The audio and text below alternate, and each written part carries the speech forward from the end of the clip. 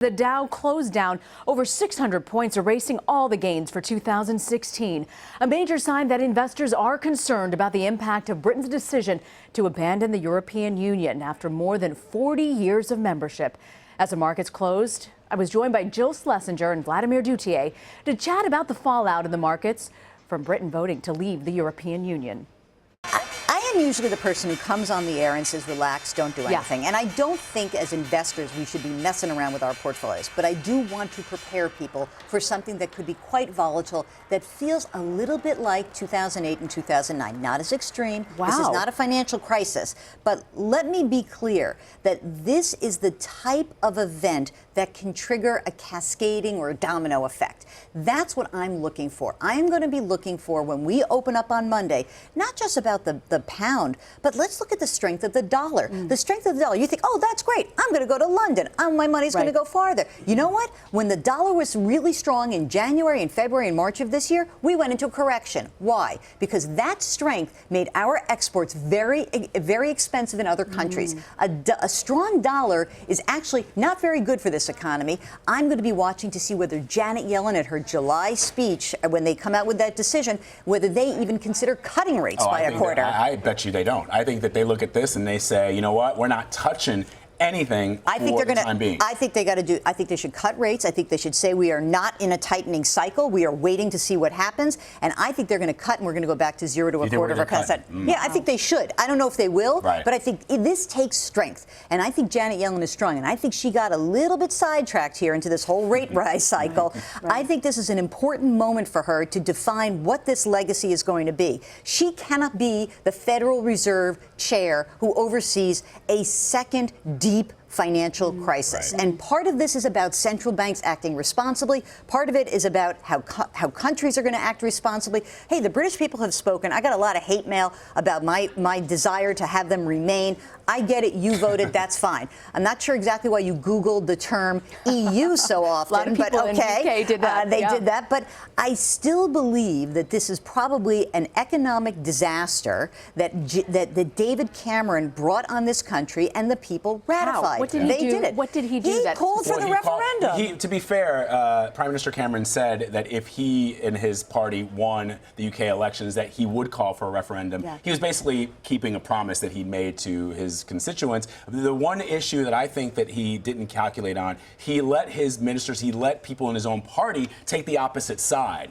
and to lobby for the opposite side. In other words, leaving the UK. And I think that was surprising to a lot of people. And ultimately, there was a guy, I saw the BBC had a video or a piece that they did with some guy, I think his name's Alex, and it's been trending on Twitter, Alex from Manchester, who essentially said, you know, I voted to leave. I didn't actually think it was going to happen. Yeah, we saw that. Whoops. Well, speaking of politics, before you guys go, I want to ask you, this is obviously going to impact the election. What's your biggest concern? I'm not looking at politics right now, I have to be quite honest with you, and maybe that's a failing of myself. But I am looking at this financial system and this economy. This is an economy that is growing by 2% on an annualized basis. What does that mean? Which means that we are growing 2% a year, GDP, and that is a very slow growth rate. We've been in a very slow recovery. However, this is a long time since we've had the recession. 7 years to the month that this has been going on. So the recovery's been going on a long time. It's been sort of shallow lately, and these are the kinds of events that rock business confidence. So my concern is I don't want to see the next employment report where businesses are like, you know what, let's chill out and see what happens with Brexit. We won't hire. So let's keep a look at this economy, how we are weathering the storm, how Europe is weathering the storm. And frankly, to me, the UK is a basket case. Let them they're going to negotiate out. Negotiating out is going to be a bear for them. That's exactly right. And to answer your question and what I was saying earlier about the European Union, everybody agrees that the union itself is a great idea. Politically speaking, economically speaking, a single currency, a lot of people are starting to go, you know what, this maybe wasn't, or at least the way we did it was not the right way to go. They never really became a political union. I think that's the failing of the EU and the Euro and the common currency. We made this great monetary deal, great trade deal, great this, but there's no power. So there's a bunch of technocrats that if you're in Great Britain, you say, what is the real leave, the essence of the leave argument, forgetting about the anti-immigration rhetoric. It's that there's a bunch of technocrats in Brussels telling us what to do. We didn't elect them. Why are we subject to to them.